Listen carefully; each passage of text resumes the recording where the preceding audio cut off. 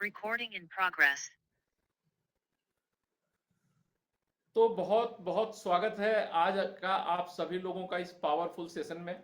आज हम सभी लोग रेकी सीखने के लिए इकट्ठा हुए हैं, रेकी के बारे में जानने के लिए इकट्ठा हुए हैं। और आज ये हमारा दूसरा दिन है। बहुत सारे लोग आज पहली बार आए हुए हैं, तो हम एक बार पूरा सब कुछ कवर करते हुए चलेंगे कि जिससे किसी को ये ना लगे मेरा छूट गया है। और आप ये मान के चलिए कि अभी से स्टार्ट हो रहा है ये मीटिंग, तो पूरी तरह से आप रहिए और जितनी देर रहेंगे इसी में उपलब्ध रहिएगा, मीटिंग में ही बने रहिए। कैमरा जब आप ओपन करते हैं अपना, तो फिर आपका ध्यान इधर उधर नहीं जाता है। अगर हम कैमरा अपना बंद कर देते हैं तो क्या होता है कि थोड़ी देर में हमारा ध्यान इधर उधर चला जाता है और वो हम बहुत दूर निकल जाते हैं। तो आज हम यहाँ पर आए हुए हैं क्योंकि आप आए नहीं हैं, आपको कोई न कोई एक अदृश्य शक्ति है जो आपको यहाँ पर आज लेकर आई हुई है। इसमें आपकी अपनी कोई मर्जी नहीं है। आप जिन पर भी बिलीव करते हैं, विश्वास करते हैं, ईश्वर, वाहेगुरु, अल्लाह, मालिक, भगवान, जिन पे भी विश्वास करते हैं, आज उन्होंने आपको यहाँ पर भेजा हुआ है। क्योंकि कहा जाता है कि बिना उनकी मर्जी के पत्ता भी नहीं हिलता। तो अगर उनकी मर्जी नहीं होती तो बिल्कुल हम लोग नहीं आते। एक मिनट में अपने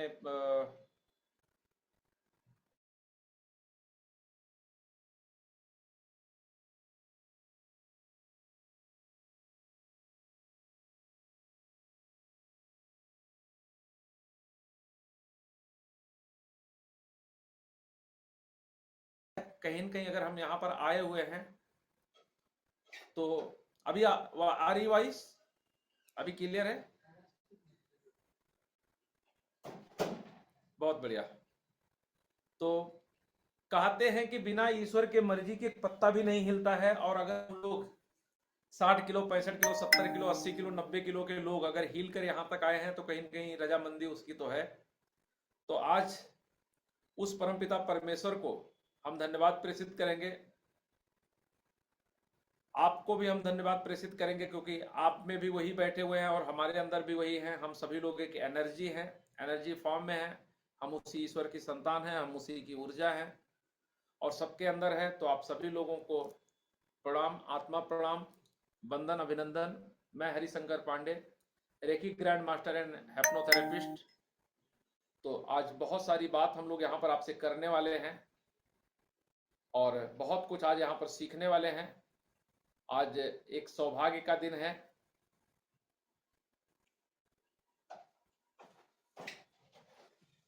तो सबसे पहले हम अपनी मीटिंग को शुरू करने से पहले गुरु की वंदना करेंगे, अपने गुरु का हम ध्यान करेंगे। आप जिनको भी, जो भी आपके गुरु हैं, आप उनको ध्यान रखिए और एक बार अपनी आंखों को अपने ही जगह पर बंद करिए और आंखों को क्लोज करके, बोलते रहिए, आंखों को बंद करके अपने गुरु का ध्यान करते हुए और अपने गुरु का चित्र जो है इस आज्ञा चक्र पे, यानी जहां पर तिलक या बिंदी लगाते हैं वहां पर ध्यान करिए और उनको ध्यान करते हुए कि आज के इस वेबिनार में, आज इस रेकी हीलिंग के इस शिविर में हमें मार्गदर्शन मिले, हमें वो अपनी ऊर्जा प्रदान करें, हमें आशीर्वाद दें, जिससे हम अपना, अपने परिवार का और समाज का इस विद्या का भलाई के रूप में उपयोग कर पाए, इस्तेमाल कर पाए। तो सभी लोग अपनी आंखों को बंद करेंगे और गुरु को ध्यान करेंगे, उस गुरु तत्व को। गुरुर्ब्रह्मा गुरुर्विष्णु गुरुर्देवो महेश्वरा, गुरुर्साक्षात् परब्रह्म तस्मै श्री गुरुवे नमः। ध्यान मूलम गुरुर्मूर्ति, पूजा मूलम गुरुपदम, मंत्र मूलम गुरुर्वाक्यम, मोक्ष मूलम गुरु कृपा। अखंड मंडलाकारं व्याप्तं येन चराचरं, तत्पदं दर्शितं येन तस्मै श्री गुरुवे नमः। त्वमेव माता च पिता त्वमेव, त्वमेव बन्धुश्च सखा त्वमेव, त्वमेव विद्या द्रविड़म त्वमेव सर्वम मम देव देव। ओम श्री परमहंसाय नमः। जितने भी परमहंस हैं, जितने भी संत महात्मा हैं, उन सबको नमन। ब्रह्मांड की सभी सूक्ष्म जगत की ऊर्जा को नमन। सबको बहुत बहुत धन्यवाद। हमारे माता पिता को नमन, उनको बहुत बहुत धन्यवाद, ग्रेटिट्यूड। हर एक उस चीज को जिसका हम सुबह से लेकर शाम तक 24/7 हम उपयोग करते हैं, उन सभी को बहुत बहुत धन्यवाद। सबको नमन। अपने शरीर को, शरीर में बह रही प्राण ऊर्जा को नमन और धन्यवाद। आज हम एक बहुत अच्छे इंटेंशन के साथ में आज हम रेकी हीलिंग के बारे में जानने जा रहे हैं और हम उस सूक्ष्म जगत की ऊर्जा से, अपने एंजल्स से, अपने स्पिरिचुअल गाइड से, अपने सभी लोगों से आग्रह करेंगे, विनती करेंगे कि आज वो हमें मार्गदर्शन करें और एक अच्छी जानकारी हम यहाँ से प्राप्त कर पाएं और हमें भी शक्ति दें। सबको बहुत बहुत धन्यवाद। आपको भी बहुत बहुत धन्यवाद। तो मैं लखनऊ से हूं और आज ये समझ के चलिए कि पहला क्लास है, बहुत सारी गलतियां हो सकती हैं, तो उसको आप बड़े बनकर क्षमा करिएगा। कोशिश करूंगा हर चीज को सुधारने की, लेकिन फिर भी इंसान है, कभी कभार गलतियां हो जाती हैं, तो उसके लिए पहले से ही हम क्षमा मांगते हैं। और आइए, सभी लोगों का स्वागत है इस आज के रेकी हीलिंग सेशन में। वेलकम है। तो आज हम क्या क्या जानने वाले हैं उस पर हम थोड़ा सा प्रकाश डालेंगे, थोड़ा सा चर्चा करेंगे। आज हम जानेंगे रेकी क्या है। आज हम यहां पर सीखेंगे कि रेकी क्या है। इसके बाद हम सीखने वाले हैं रेकी शब्द का अर्थ क्या है। बहुत सारे लोगों के मन में है रेकी, कहीं ऐसा तो नहीं हम किसी के बारे में जानकारी इकट्ठा कर रहे हैं, किसी को रेकी कर रहे हैं। हमारे यहाँ एक भारत में कहा जाता है रेकी मतलब कि किसी के पीछे लगना, किसी के बारे में जानकारी लेना। तो इसके सही अर्थ को हम जानेंगे। इसके साथ साथ में हम जानेंगे रेकी पद्धति सीखने से लाभ क्या क्या हमें प्राप्त होता है। जो भी लाभ हमें प्राप्त होता है उसके बारे में जानेंगे। और इसके साथ साथ में हम जानेंगे रेकी हीलिंग आसान भाषा में कैसे समझें। रेकी को अगर हमें आसान भाषा में समझना है तो हम कैसे समझ सकते हैं, इसके बारे में हम समझेंगे। रेकी हीलिंग कौन सीख सकता है, कौन पात्र हैं। मन में लोगों का एक प्रश्न है, क्या मैं भी सीख सकता हूं, क्या वो भी सीख सकते हैं, इसके लिए योग्यता क्या है, कैसे हम सीख सकते हैं। इन सारी चीजों पर हम प्रकाश डालेंगे और सब कुछ बताएंगे कि कौन कौन लोग सीख सकते हैं। इसके साथ साथ में हम जानेंगे रेकी से मिलने वाला लाभ। रेकी से आखिर हम सीख कर क्या लाभ मुझे प्राप्त होगा, मुझे क्या क्या मिलने वाला है, इस विषय पर हम इस चीज को हम लोग जानेंगे। इसके साथ साथ में हम जानेंगे रेकी कैसे काम करती है, रेकी ऊर्जा के काम कैसे करती है, हमारे लिए कैसे काम करेगी, लोगों के लिए कैसे काम करेगी, तो इसके बारे में हम जानेंगे। इसके साथ साथ में हम जानेंगे रेकी और 7 चक्र। रेकी और जो हमारे 7 चक्राज हैं हमारे शरीर में, यानी कहा जाता है यथा पिंडे तथा ब्रह्मांडे। जो ब्रह्मांड में है वही हमारे पिंड में है, जो हमारे पिंड में है वही ब्रह्मांड है। और इसको हम समझेंगे आखिर इसका संबंध क्या है, उसके बारे में हम जानेंगे। और हम सीखने वाले हैं रेकी क्या नहीं है। रेकी क्या नहीं है इसके बारे में हम जानकारी लेंगे। और हम जानने वाले हैं रेकी का इतिहास, आखिर इतिहास क्या है, कैसे रेकी आया, कहां से आया, इसके बारे में हम जानने वाले हैं। और रेकी के 2 नियम और 5 सिद्धांत, रेकी के 2 नियम क्या हैं और 5 सिद्धांत क्या हैं, इन सभी चीजों पर आज हम लोग चर्चा करेंगे और सब कुछ सीखेंगे। इसीलिए हमने आपसे कहा कि आज का दिन बहुत ही महत्वपूर्ण है। आप जाने अनजाने में अगर आ गए हैं, क्योंकि आप आए नहीं हैं, लाए गए हैं, तो आप यहीं रहिएगा, पूरा हमारे साथ में बने रहिएगा। तो सबसे पहले हम जानते हैं रेकी क्या है। रेकी वह दिव्य ऊर्जा है जो हमें याद दिलाती है कि हम केवल शरीर नहीं हैं, हम ब्रह्मांडीय शक्ति के जीवित माध्यम हैं। यानी रेकी वह दिव्य ऊर्जा है जो हमें याद दिलाती है कि हम केवल शरीर नहीं हैं, हम ब्रह्मांडीय शक्ति के जीवित माध्यम हैं। जब यह ऊर्जा हमारे अंदर होती है तो हम जीवित रहते हैं, और जब यह ऊर्जा हमारे अंदर से डिस्कनेक्ट हो जाती है तो दुनिया का कोई भी डॉक्टर कह देता है आई एम सॉरी।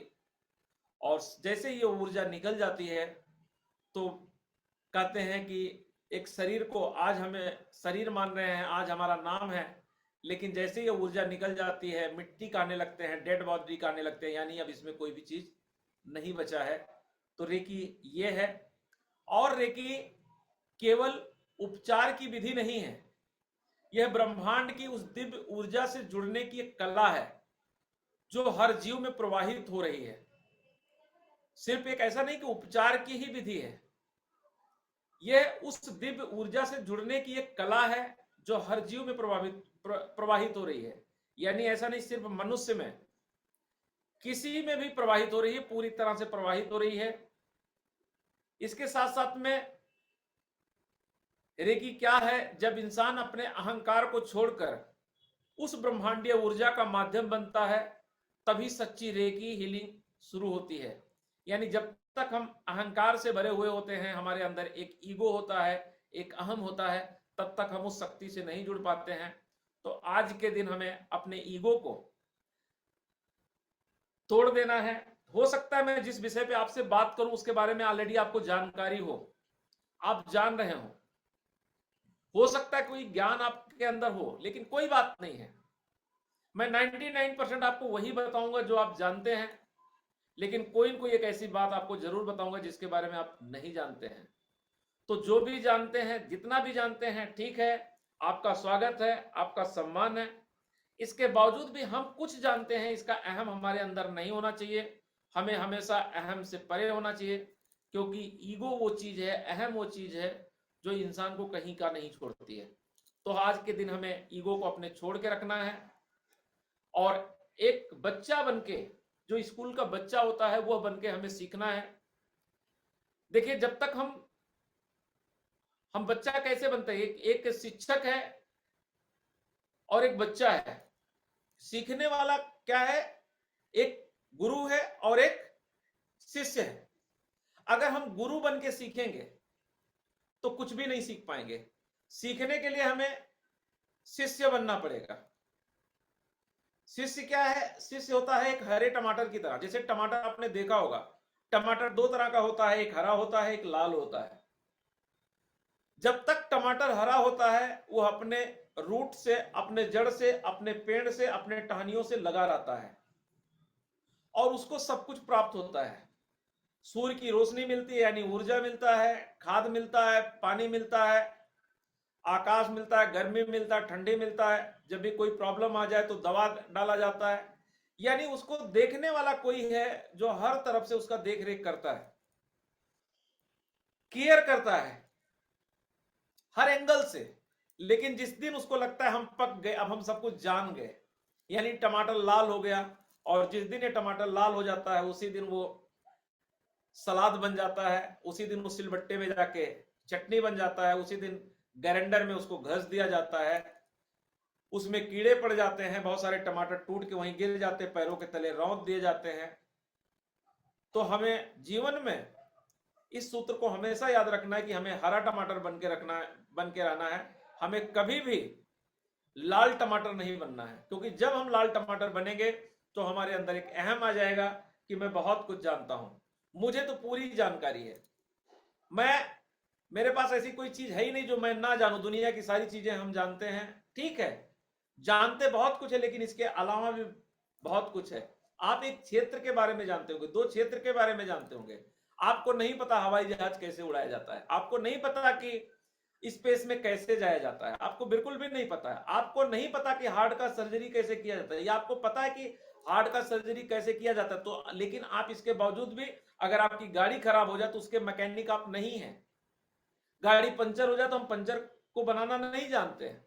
ऐसे बहुत सारी चीजें दुनिया में है, हम जानते बहुत कुछ है, बहुत सारे क्षेत्र के बारे में जानते हैं, लेकिन अगर हम कहें कि हम सब कुछ जानते हैं तो ये सरासर आप अपने साथ गलत कर रहे हैं। तो आज के दिन अहम को छोड़कर हम सच्चे भाव से एक विद्यार्थी बन के सीखेंगे। एक कहानी याद आ गई, इसको सुना के हम आगे बढ़ते हैं। एक गुरु ने पूछा, क्लास में पढ़ा रहे थे कि बेटा बताओ सत्य और भ्रम में अंतर क्या है, सत्य क्या है और भ्रम क्या है, इसमें अंतर बताओ। बहुत सारे बच्चे बैठे हुए थे और उन्होंने एक ही बात पूछा था कि सत्य और भ्रम में मुझे अंतर बताओ। तो बाकी बच्चे जवाब तो नहीं दिए, लेकिन एक बच्चा पीछे से उठा, उसने कहा गुरुजी आप पढ़ा रहे हैं ये सत्य है, लेकिन मैं पढ़ रहा हूं ये आपका भ्रम है। तो कहीं ऐसा तो नहीं कि हम भ्रम में हैं? तो प्लीज अपने भ्रम को जरूर तोड़िएगा, सत्य पे रहिएगा। आइए जानते हैं रेकी शब्द का अर्थ। इस रेकी शब्द का अर्थ क्या है? देखिए रेकी दो शब्द से बना, रे और की। ये जापानी भाषा है और दो शब्द से बना है, रे की। दोनों को अगर हम अलग करेंगे तो इससे क्या बनता है? रे से बनता है, रे का अर्थ है सर्वव्यापी चेतना, जो सर्वव्यापी है, सब कुछ है।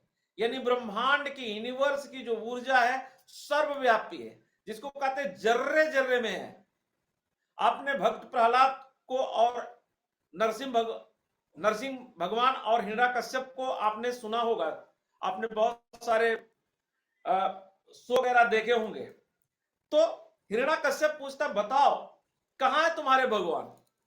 तो प्रहलाद कहते हर जगह पर है। कहां है? हर जगह है। ये मत पूछो कहां नहीं, कहां नहीं है, वो हर चीज में जर्रे जर्रे में है। तो उसने पूछा क्या इसमें भी, दीवार में है? बोले हाँ है। बोले इस पर्दे में है, इस दरवाजे में है, तुम में है, हम में है, हाँ है। तो क्या इस खंबे में भी है? बोले हाँ है। तो बोले फिर हम उसी को तोड़ रहे हैं और देखते तुम्हारा भगवान कहाँ है। और लगा अपने गदा से उस खंबे को तोड़ना और वहां से नरसिंह भगवान पैदा हुए। तो जर्रे जर्रे में वो ऊर्जा है। हम उस ऊर्जा को बहुत सारे नाम से जानते हैं। हम राम के नाम से जानते हैं, हम कृष्ण के नाम से जानते हैं, हम वाहेगुरु के नाम से जानते हैं, हम जीसस के नाम से जानते हैं, हम अल्लाह के नाम से जानते हैं, बहुत सारे नाम से जानते हैं। वही सर्वव्यापी चेतना है, जिसका अर्थ है रे से सर्वव्यापी चेतना। और की का मतलब हुआ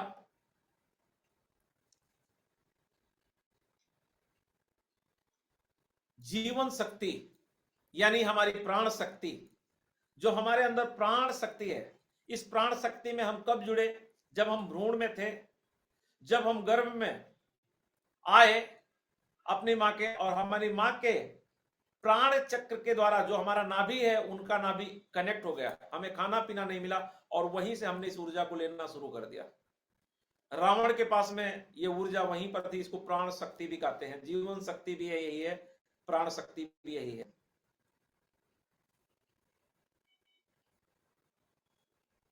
आई एम सॉरी,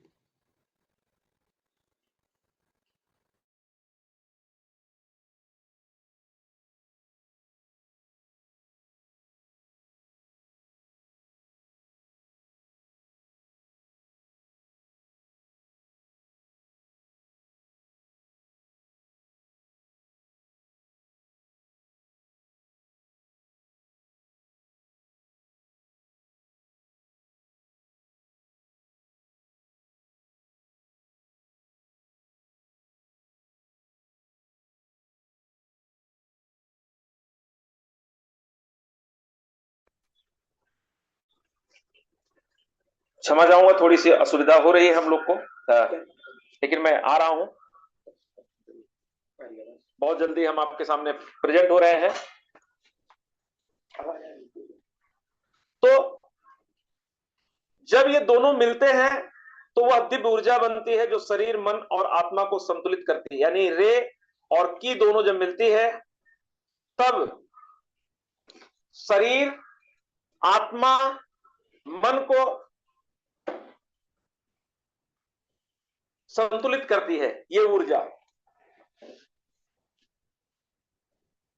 अब हम जानते हैं इसके आगे रेकी पद्धति सीखने के क्या लाभ हैं। रेकी पद्धति अगर हम सीखते हैं तो उसका लाभ क्या होगा? रेकी वह दिव्य ऊर्जा है जो पूरे ब्रह्मांड में प्रवाहित हो रही है। हर जीवित प्राणी के भीतर मौजूद है। जब यह ऊर्जा संतुलित रूप से बहती है तो हमारे शरीर में, स्वास्थ्य में, मन में और जीवन में संतुलन आता है। रेकी वह दिव्य ऊर्जा है जो पूरे ब्रह्मांड में प्रवाहित हो रही है और हर जीवित प्राणी के भीतर मौजूद है। जब यह ऊर्जा संतुलित रूप से बहती है तो हमारे शरीर में, स्वास्थ्य में, मन में, शांति और जीवन में संतुलन आता है। लेकिन जब यह ऊर्जा रुक जाती है या असंतुलित हो जाती है तो जीवन में तनाव, बीमारी और समस्याएं उत्पन्न होने लगती हैं। खास बात है, रेकी हमें सिखाती है कि हम इस ब्रह्मांडीय ऊर्जा से कैसे जुड़े और कैसे अपने तथा दूसरों के जीवन में स्वास्थ्य, शांत और सकारात्मक परिवर्तन लेकर आए।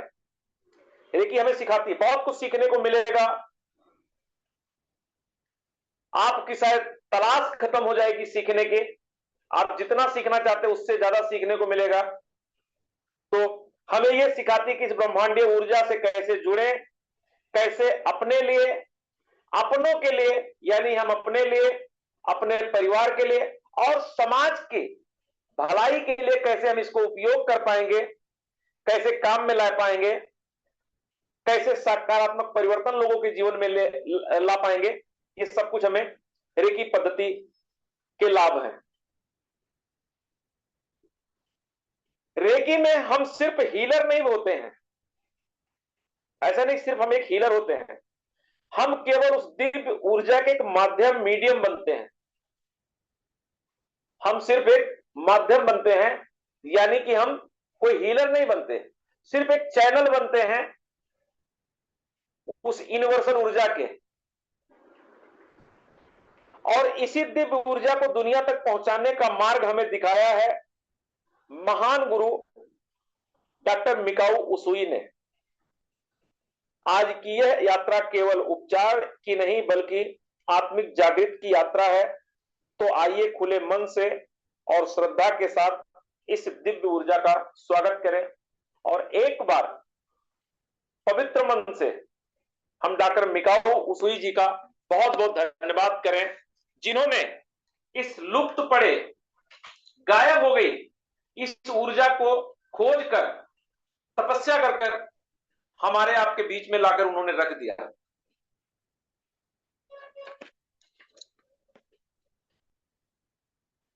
अब कहते हैं रेकी हीलिंग को आसान भाषा में कैसे समझें। रेकी हीलिंग क्या है, इसको हम आसान भाषा में कैसे समझें। तो इसको समझने के लिए 3 चीजों से लिया गया है। समझने के लिए 3 चीजों की तरह काम करते हैं। पहले आप देख रहे हैं चिड़िया है, मुर्गी है और अपने अंडे के ऊपर बैठी हुई है ये चिड़िया। ये हमें क्या बताती है? स्पर्श चिकित्सा जिसको हम कहते हैं, जो हमारे यहां बहुत ही प्रचलित रहा है, हमारे वेद में, पुराण में, सब जगह स्पर्श चिकित्सा आता है और हम सभी लोग इसके बारे में जानते हैं और जानना चाहते हैं। तो चिड़िया एक है, जब अपने अंडों को देती है तो उसके अंदर वो क्या करती है, उस अंडों के ऊपर बैठती है, यानी इसको कहते हैं सेना, सेती रहती है। और वो टच हीलिंग का इसका नाम दिया गया। स्पर्श चिकित्सा जो है, एक चिड़िया अपने अंडे के ऊपर बैठकर और वो इस प्राण ऊर्जा को उसके अंदर भरती है, फिर जाके उसका विकास होता है। ये पहला है, यानी स्पर्श चिकित्सा।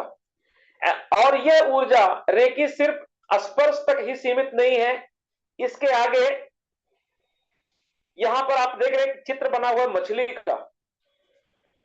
मछली अपने बच्चों को, अपने अंडे को कैसे पालती पोसती है, उसके ऊपर बैठती नहीं है, वो सिर्फ अपनी आंखों से, अपने इंटेंशन से सिर्फ देखकर वो ऊर्जा भेजती है।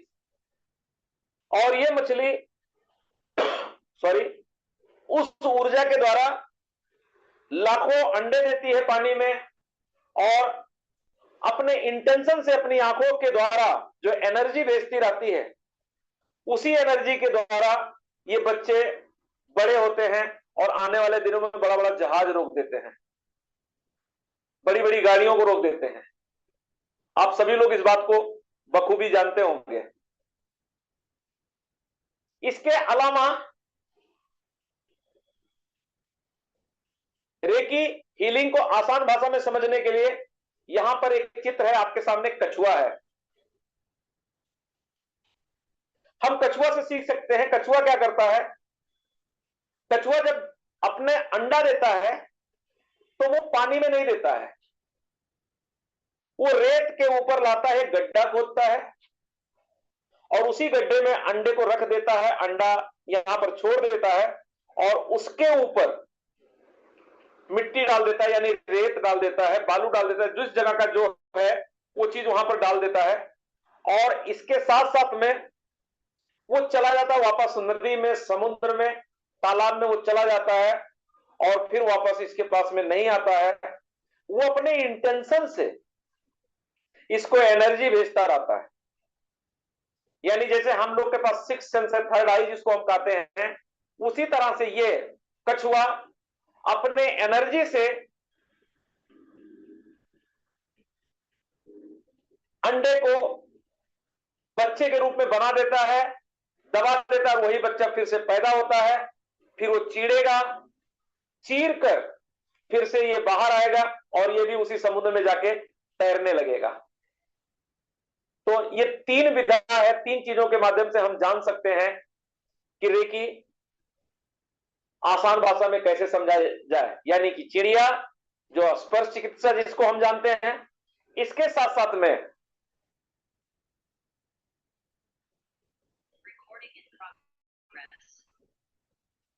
चिड़िया, मछली और जस्ट मिनट,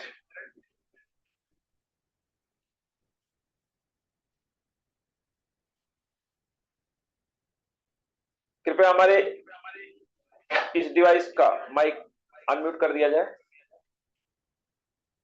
वापस को होस्ट बना दीजिए। थोड़ा बीच बीच में कभी कभी चैलेंज हो रहा है।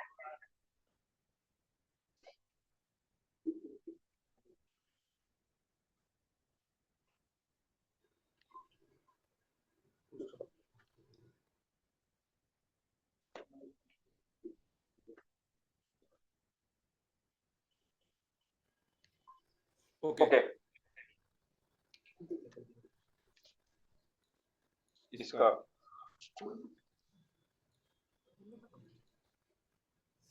जस्ट मिनट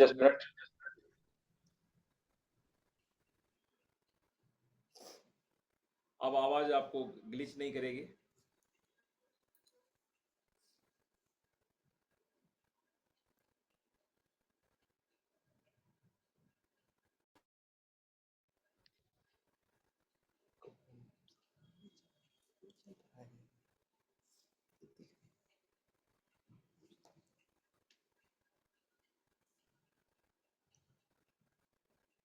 अब बात आती है कि रेकी कौन सीख सकता है।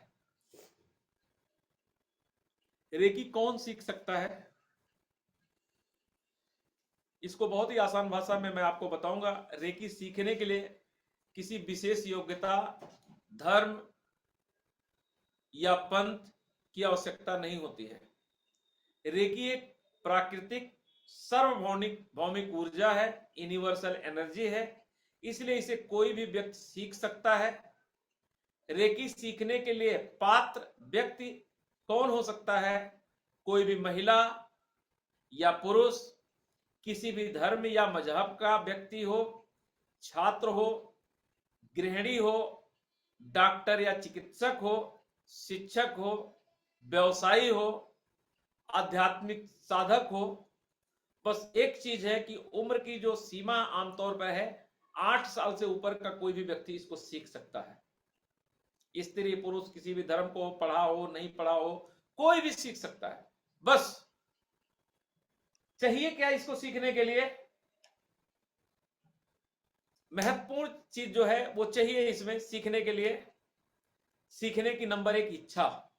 रेकी को सीखने की उसकी इच्छा, एक सकारात्मक सोच यानी कि पॉजिटिव एटीट्यूड चाहिए और सेवा की भावना चाहिए। ऐसा नहीं कि मैं मेरे लिए, हमें सेवा भी करनी है, हमें समाज के लिए भी कुछ करनी है, हमें लोगों की सेवा, एक सेवा भाव होनी चाहिए। रेकी किसी की धर्म नहीं बल्कि पूरी मानवता की ऊर्जा है, इसलिए इसे कोई भी सीख सकता है। जैसे डॉक्टर बनने के लिए किसी का धर्म पंथ मजहब आड़े नहीं आता है, उसी तरह से एक ये भी डॉक्टर हैं, बस ये कोई दवा नहीं देते हैं, ये सिर्फ एक एनर्जी देते हैं, और सब कुछ एनर्जी है। अगर एक दवा हम टेबलेट भी खा रहे हैं तो आखिर वो दवा आया कहां से? आया तो इसी धरती से ही, कुछ बन के तो निकला, कहीं पेड़ से लिया गया, पेड़ कहां उगा? यहीं से उगा। कोई भी चीज आया धरती से ही निकला, और उसी को वही एनर्जी निकला, और उसी को टिकिया बना के हमें दे दिया गया। आज यहां पर रेकी सीख कर लोग उसी एनर्जी से लोगों का उपचार कर रहे हैं। यानी हम जो दवा के रूप में ले रहे हैं, चाहे होम्योपैथिक ले रहे हैं, आयुर्वेदिक ले रहे हैं, या एलोपैथिक ले रहे हैं, जैसे वो दवा है उसी तरह से ये भी दवा है, ये सीधे जा रहा है। तो इसका स्वागत करना चाहिए। और भविष्य जो है, आने वाले दिनों में जो लोगों का अब उपचार होने वाला है, फ्रीक्वेंसी ऊर्जा करेगी। जो फ्रीक्वेंसी है वही ऊर्जा लोगों को, आगे का जो मेडिटेशन है वो फ्रीक्वेंसी यानी कि वो ऊर्जा ही लोगों का उपचार करने वाली है। और इस बात को आज कल, आज नहीं तो कल, कल नहीं तो परसों, परसों नहीं तो बरसों, हमारे बहुत बड़े वैज्ञानिक ने इस बात को पहले कर दिया है कि भविष्य का जो मेडिसिन है वो फ्रीक्वेंसी एनर्जी है, यानी वो यूनिवर्सल ऊर्जा है, उसी के माध्यम से लोग ठीक होने वाले हैं। तो मैं Harishankar Pandey, recce grand master और हेप्नोथेरेपिस्ट, हमने एक अभियान चलाया हुआ है कि हमें भारत में और दुनिया में हर घर में एक डॉक्टर बनाना है, एक डॉक्टर पैदा करना है जो अपने परिवार का और समाज के भलाई के लिए काम कर सके, सीख सके, और तत्काल वो अपने घर का डॉक्टर बन सके। बहुत ही चमत्कारिक रिजल्ट आए हैं, ऐसे लाखों टेस्टिमोनियल हैं, लाखों एविडेंस हैं। बहुत दिनों से रेकी चल रहा है, और इसके जहां पर लोगों ने अपने हाथ को खड़ा कर दिया, कई बार वहां से इसकी शुरुआत होती है। धीरे धीरे आप इसको समझेंगे, इसको जानेंगे। अब थोड़ा सा और आगे बढ़ते हैं। रेकी से मिलने वाला लाभ, रेकी से आखिर हमें लाभ क्या मिलने वाला है? रेकी एक प्राकृतिक उपचार पद्धति, नेचुरल हीलिंग मेथड है जो शरीर, मन और आत्मा तीनों स्तरों पर काम करती है। यानी माइंड, बॉडी और सोल, इन तीनों चीजों पर काम करता है रेकी। नंबर एक, शारीरिक लाभ। शरीर की प्राकृतिक हीलिंग शक्ति बढ़ती है, दर्द और थकान कम होता है, शरीर में ऊर्जा का संतुलन बनता है, रोग प्रतिरोधक क्षमता बढ़ती है, नींद अच्छी आती है, नींद भी अच्छी आती है, थकान भी नहीं रहता, दर्द भी गायब हो जाता है। यानी कि रोग प्रतिरोधक क्षमता, आपकी इम्यूनिटी बढ़ जाती है। इसके साथ साथ में मानसिक लाभ, मानसिक तनाव कम होता है, चिंता और डर कम होता है, मन शांत और स्थिर होता है, एकाग्रता बढ़ती है, सकारात्मक सोच बढ़ती है। कहते हैं चिता से बड़ी चिंता है। हमें चिता से डरने की जरूरत नहीं, लेकिन चिंता से जरूर डरना चाहिए। चिता एक मुर्दे को, एक डेड बॉडी को जलाती है, लेकिन चिंता जो है ना, जीते जी व्यक्ति को खा जाती है। चिंता है बड़ी चिता से भी नरको निर्जीव बनाती है, चिंता जीते को खाती है, मुर्दे को चिता जलाती है। तो जिसके अंदर चिंता, घबराहट, परेशानी रहता है, आए दिन ये इतना बड़ा रोग का जन्म लेता है। यही चिंता है जो लोगों को कैंसर देता है, यही चिंता है जो असाध्य बीमारी देता है, यही चिंता है जो कहीं कहीं हार्ट का ब्लॉकेज देता है, कहीं कहीं ब्रेन हेमरेज देता, पैरालाइसिस देता। ये चिंता एक दिन में नहीं आता, लेकिन ये ऐसा हो जाता है। चिंता को विदा कर देना चाहिए। एक गाना आपने सुना होगा, हमको भी गम ने मारा, तुमको भी गम को मारा, गम ने मारा, हम सब मिलकर इस गम को यानी चिंता को ही मार देना चाहिए। चिंता नहीं होनी। आज बहुत सारे लोग हैं अनजाने भय से ग्रसित हैं, उनके पेट में एक हड़बड़ हड़बड़ चल रहा है, नाभि के पास में पता नहीं क्या हो रहा है, एक वाइब्रेशन हो रहा है, घिरे हुए हैं। क्यों परेशान उनको पता ही नहीं है। माइंड में उनके इतना उल्टा सीधा थॉट चल रहा है, बहुत सारे विचार चल रहे हैं। जो हुआ है उसकी चिंता नहीं है, जो नहीं हुआ उसका भी चिंता है। अभी ईरान में युद्ध चल रहा है, उसकी चिंता, इतना चिंता कर ली है ना कि उनको रात में नींद नहीं आता। उनको लगता है कहीं कोई मिसाइल घूम ना जाए, ऐसा लगता है कि वो रोक लेंगे, अगर आएगी वो मिसाइल तो उसको रोक लेंगे। अनजाना वैसे न जाने कौन कौन चीजों से बहुत परेशान है, और खुद भी परेशान है। जब घर में एक व्यक्ति परेशान होता है तो साथ ही साथ पूरे कुटुंब को परेशान होना पड़ता है, बहुत सारे लोगों के साथ में परेशान होना पड़ता है। रेकी से जो लाभ मिलने वाला है, भावनात्मक लाभ, भावनात्मक संतुलन आता है। क्रोध और नकारात्मक भावनाएं कम होती हैं, क्रोध भी कम होता है। आज बहुत सारे लोग हाइपर हो जाते हैं, छोटी छोटी बातों पे अग्रेसिव हो जाते हैं, उनके अग्रेशन का पता ही नहीं चलता।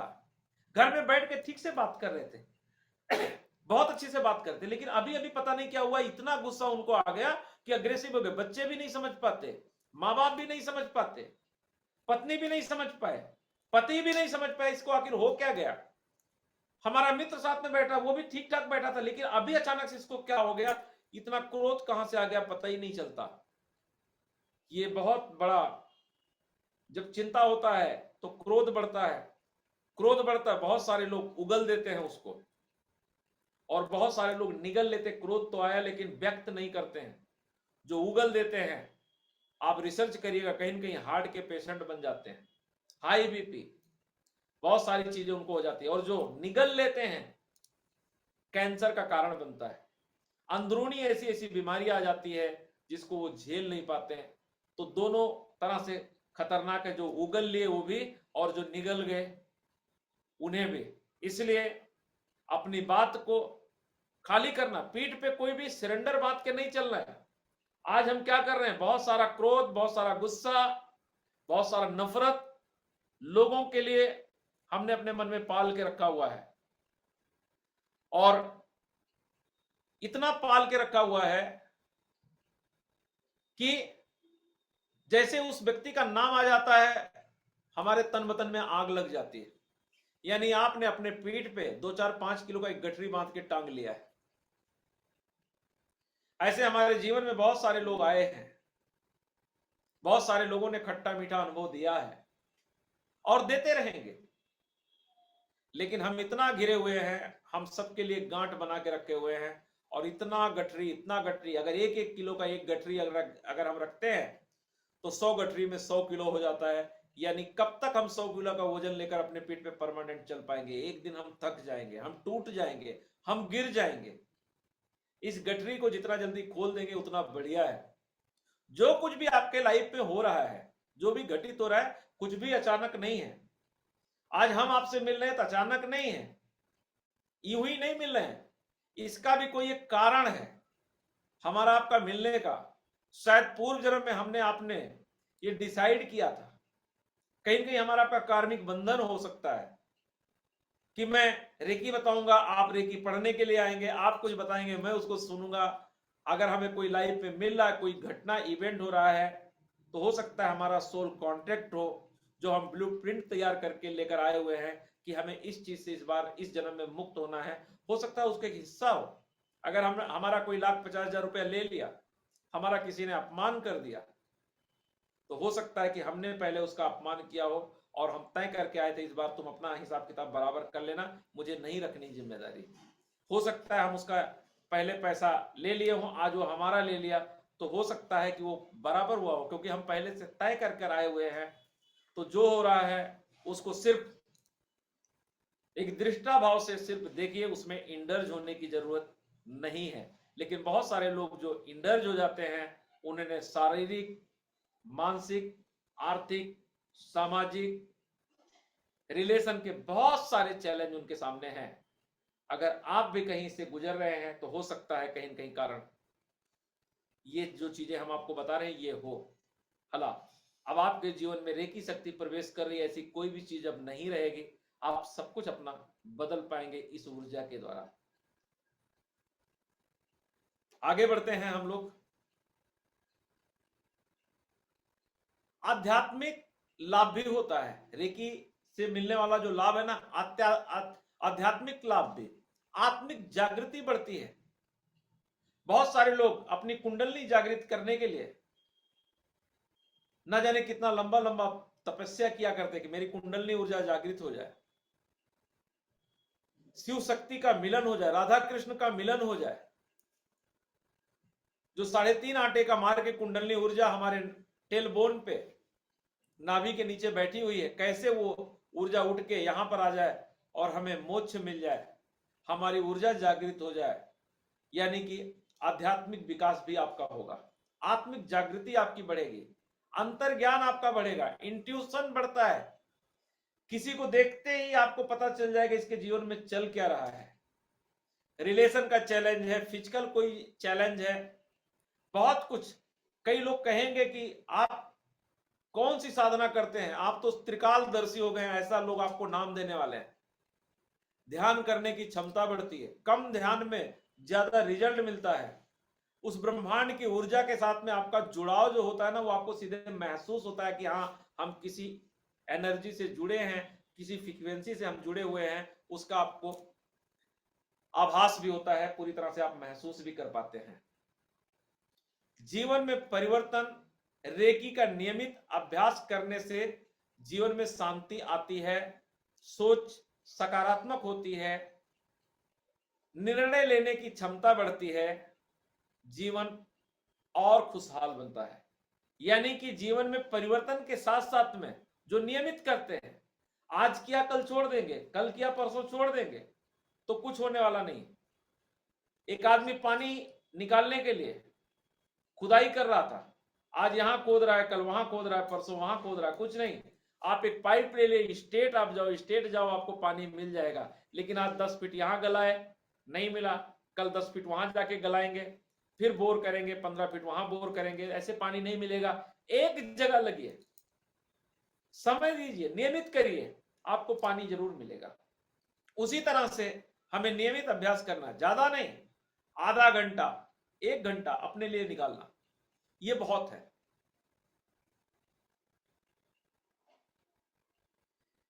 रेकी केवल रोग दूर करने की पद्धति नहीं है, बल्कि यह जीवन को संतुलित और खुशहाल बनाने की ऊर्जा है। संतुलित भी बनाती है, खुशहाल भी बनाती है। अगर रेकी नहीं है, हमें अपने प्राण ऊर्जा को जागृत करना है, तो योग, प्राणायाम, आसन, निरंतर इसका अभ्यास करना पड़ेगा, रेगुलर लगे रहना पड़ेगा। बड़ा कठिन है। हम 4 दिन प्लानिंग बनाते हैं कि कल से हम मॉर्निंग उठेंगे, योगा करेंगे, मेडिटेशन करेंगे, वॉक करेंगे, सूर्य को हम जगाने के लिए उठेंगे, यानी सूर्य को निकलने से पहले हम उठ जाएंगे। 2-3 दिन हम बड़े अच्छे से उठ जाते हैं, लेकिन 3-4-5 दिन बीतते बीतते मन कर रहा है चलो, शरीर का रहा नहीं, आराम कर लो, मत जाओ, कहां चले हो। बहुत सारे लोग फिर कहानी, सोने ऐसा सुख नहीं, जागने ऐसा दुख नहीं, वो सोए रहते हैं। तो बहुत कुछ करना पड़ता है इस जागृत उस प्राण ऊर्जा को जगाने के लिए। लेकिन रेकी में आप बहुत ही आसानी से यहां पर उस ऊर्जा को बहुत कम समय में आप जगा सकते हैं और पूरा लाभ ले सकते हैं। रेकी कैसे काम करती है, रेकी आखिर काम कैसे करेगा? देखिए, ये जो थ्योरी है, आज का थ्योरी है, मुश्किल से 1 से 1.5 घंटे का थ्योरी है, बाकी सारा प्रैक्टिकल है। सारा क्लास फिर प्रैक्टिकल चलेगा, कोई भी थ्योरी नहीं रहेगा। तो हमारा थ्योरी कुछ ही देर में खत्म हो जाएगा, उसके बाद हम लोग प्रैक्टिस भी करेंगे और आज इस ऊर्जा को हम महसूस भी करेंगे। आज किसी को कोई हेडेक पेन और कुछ है तो हम यहीं पर इसी ग्रुप में उसको आज हम खत्म भी करेंगे, ये भी आप लाइव देखेंगे। रेकी काम कैसे करती है, जैसा कि आप जानते हैं, रेकी एक यूनिवर्सल लाइफ फोर्स एनर्जी, यानी यूनिवर्सल लाइफ फोर्स एनर्जी है जो पूरे ब्रह्मांड में प्रवाहित होती है। और जब कोई व्यक्ति रेकी सीखता है और अट्यूनमेंट होता है, अट्यूनमेंट मतलब शक्तिपात को प्राप्त करता है, तब उसके शरीर की ऊर्जा चैनल सक्रिय हो जाते हैं। रेकी पढ़ने की चीज नहीं है, रेकी पढ़ के कोई भी नहीं सीख सकता। इसके हर एक सूत्र को आप पढ़ लीजिए, हर एक चीज को जान जाइए, सारे सिंबल को आप जान जाइए, लेकिन फिर भी काम नहीं करेगा। जब तक अट्यूनमेंट, जब तक शक्तिपात नहीं होगा, जब तक वो चैनल ओपन नहीं होगा, तब तक काम नहीं करेगा। आगे आप चल के इस बात को जानेंगे। यानी ये चैनल सक्रिय किया जाता है। जब ये चैनल ओपन होता है, चैनल कहां से ओपन होता है? हमारा सहस्त्रार चक्र, हमारे सर के ऊपर, जिसको हम इंग्लिश में क्राउन चक्र के माध्यम से जानते हैं, उसको ओपन किया जाता है। ब्रह्मांड से जो एनर्जी आ रही है आपके अंदर जाती है। फिर आपका ओपन किया जाता है थर्ड आई के पास में, आज्ञा चक्र है, उसको ओपन किया जाता है। उसके बाद में यहां पर गले के पास में विशुद्धि चक्र है, आकाश तत्व, इसको ओपन किया जाता है। उसके बाद में हार्ड चक्र आपका ओपन किया जाता है। तब एनर्जी यहां पर आती है आपके हार्ड के पास में। और जब ये ऊर्जा आपके हार्ड में आती है तो यहां से आपके हाथों से निकलती है, और हाथों से निकल के पूरे ब्रह्मांड में हर जगह ये फैलती है। जहां भेजना चाहते हैं वहां पर ये पहुंच जाता है। तो अट्यूनमेंट, शक्तिपात जो होता है, उसके माध्यम से ये चैनल ओपन होता है आपका। बिना चैनल ओपन के आप सब कुछ पढ़ लीजिए, आपके काम नहीं आएगा और आप कुछ ही दिन में विश्वास खो देंगे। ऊर्जा का प्रवाह कैसे होता है? रेकी हीलिंग के समय ऊर्जा का प्रवाह इस प्रकार होता है, जैसा कि हमने अभी बताया, ब्रह्मांड है यानी यूनिवर्स है। इसके बाद आपका सहस्त्रार चक्र, अभी मैं शुरुआत में बात किया था कि यथा पिंडे तथा ब्रह्मांडे, जो आपके पिंड में है वही ब्रह्मांड में है।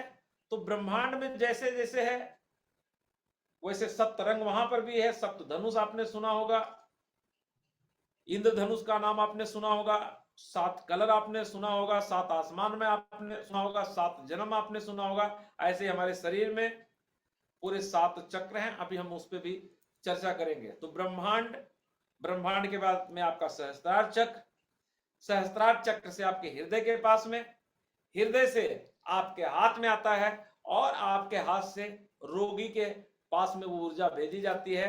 अर्थात ब्रह्मांड से आती ऊर्जा और हम जिसको दे रहे हैं उसके पास में हमारे माध्यम से चला जाता है। सहस्त्रार चक्र यानी क्राउन चक्र से शरीर में प्रवेश करती है, हृदय से होकर हाथों में आती है, हाथों के माध्यम से ही हीलिंग होती है। रेकी का कार्य, इसका कार्य क्या है? रेकी ऊर्जा शरीर में जाकर ऊर्जा के अवरोध, एनर्जी ब्लॉकेज को हटाती है। यानी हमारे शरीर में एनर्जी जो है ना, पॉजिटिव और नेगेटिव दोनों है।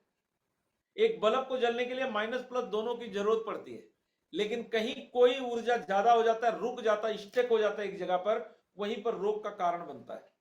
और रोग पहले हमारे शरीर में नहीं आता, हमारे पहले आभा मंडल में आता है, हमारे ऑरा में आता है। जब हम यहां पर केयर नहीं करते तब धीरे धीरे वो हमारे शरीर में प्रवेश करता है। जब एक ही जगह पर कोई ऊर्जा आता है तो वो जाके फिर वहां से फोड़ा का रूप लेता है, किसी और चीज का रूप लेता है, फिर वो वहां पर सड़न होने लगता है, कैंसर का रूप लेता है। तो ऐसा नहीं कि कैंसर जब होता है, मैक्सिमम लोगों का कैंसर जब 3rd या 4th स्टेज में होते हैं तभी पता चलता है। तो क्या है, वो कैंसर एक ही दिन में हो गया? नहीं, एक दिन में नहीं हुआ, बहुत लंबे समय से चल रहा था, और तब जाकर अचानक से एक दिन पता चलता कि उसको कैंसर हो गया, एक दिन में नहीं हुआ। तो ये ऊर्जा क्या करती है? ये ऊर्जा उस अवरोध, उस ब्लॉकेज को हटाती है, आपके साथों चक्रों को बैलेंस करती है, और शरीर की प्राकृतिक हीलिंग करके शक्ति को बढ़ाती है, उस ऊर्जा के साथ में जोड़ देती है। वो ऊर्जा पूरे आपके शरीर में, मन में, विचार में भर जाता है। आपके स्थूल शरीर में, सूक्ष्म शरीर में, कारण शरीर में, महाकारण शरीर में, सिर्फ आपके इसी फिजिकल बॉडी से ही सारे काम नहीं होते। फिजिकल बॉडी से चीजें तो निकल जाती है, लेकिन मेंटल बॉडी में आपके रोग पड़ा रहता है, उसका उपचार नहीं करते। इमोशनल बॉडी, एनर्जी बॉडी है, उसका हम उपचार नहीं कर पाते, तो रोग ऐसे हम दवा लेते रहते हैं और रोग फिर से वापस आता रहता है। हम खाद पानी देते रहते हैं और वो सूत मूर ब्याज की तरह बढ़ के हमारे पास में आता रहता है। तो ये क्या करता है, प्राकृतिक हीलिंग करता है और आपकी शक्ति को बढ़ाता है।